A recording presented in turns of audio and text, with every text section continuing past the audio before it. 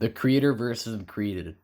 Used in modern literature and movies alike, it's a common theme, often showing the created starting at the bottom or being punished and pushed down the social pyramid and slowly working their way up. They're usually good, kind hearted entities who are feared and misunderstood by society.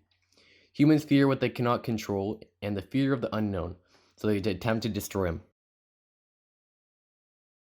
God speaks to Joe in a one sided conversation as a dominant figure and is telling Joe what is right rather than discussing it.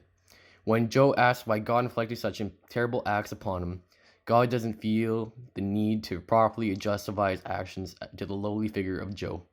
Instead, he shows him things that exist on earth that he would never be able to see in his lifetime, illustrating just how much more vast God's wisdom is to Joe. Coming from a revolutionary era, the concept of overcoming the higher class began to be more apparent. The conversation between Dr. Frankenstein and his monster reflects these ideas. The monster is furious with Frankenstein for ignoring his responsibilities as a creator and ends up giving him another chance to make things right. He requests for another monster to be created to become his companion to share his life with. The creation is actively challenging the creator in Mary Shelley's Frankenstein. Again, if we take this back to the social ladder only a few hundred years ago, attempting to climb said social ladder would be futile. If you are born a serf, you would remain one for the rest of your life. Frankenstein is in the position of the king at the top of the ladder, while his monster is at the bottom. And yet we still see the monster challenging his creator in an attempt to create change. 3 billion human lives ended on August 29th, 1997. The survivors of the nuclear fire called the war Judgment Day. They lived only to face a new nightmare, the war against the machines.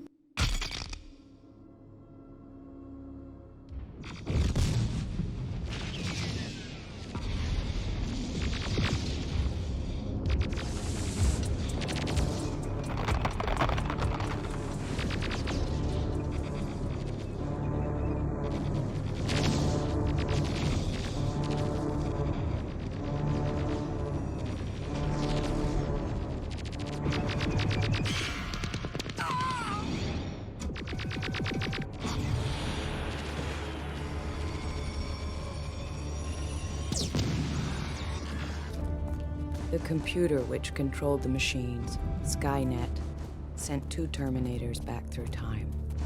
Their mission, to destroy the leader of the human resistance, John Connor, my son.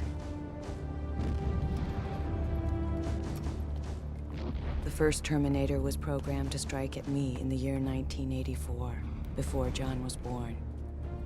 It failed. The second was set to strike at John himself when he was still a child. As before, the Resistance was able to send a lone warrior, a protector for John. It was just a question of which one of them would reach him first. I need to know how Skynet gets built.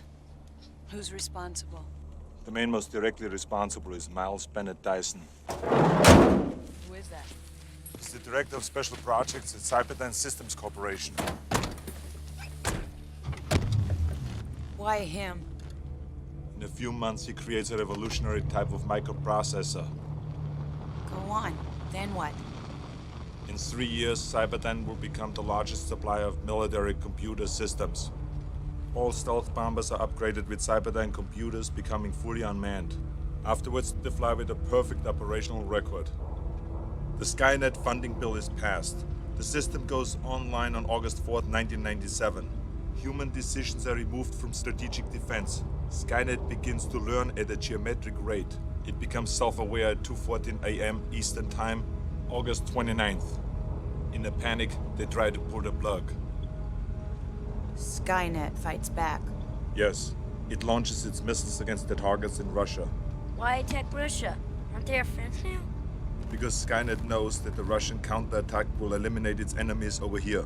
Jesus. The Americans that created Skynet became fearful of what they created when it gained sentience. The operators merely saw the threat of something that they could not control and tried to shut it down.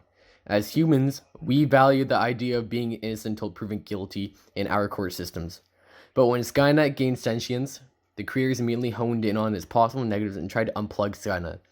Before having done anything wrong, Skynet took this as an attack and went against its makers. Because the creators had tried to destroy their creation, Skynet simply did what most people would do. It realized its life was at risk and chose to fight back in order to protect itself. Frankenstein's first reaction to flee from the monster had created. Since Skynet is a problem that you cannot run away from, this forced the technicians to attempt to destroy Skynet. It failed miserably in both cases. However, in the Terminator, the creation is much more intelligent and powerful than the creator, which threatens the entire human race. Terminator demonstrates that sometimes we can create things without seeing the repercussions that they may cause in the future. Even though Skynet was not intended to gain sentience, as soon as it did, we as humans now hold responsibility for what we have created. We cannot simply pull the plug and hope that our problems will disappear. Because the people failed to do this, they ultimately brought the genocide onto themselves.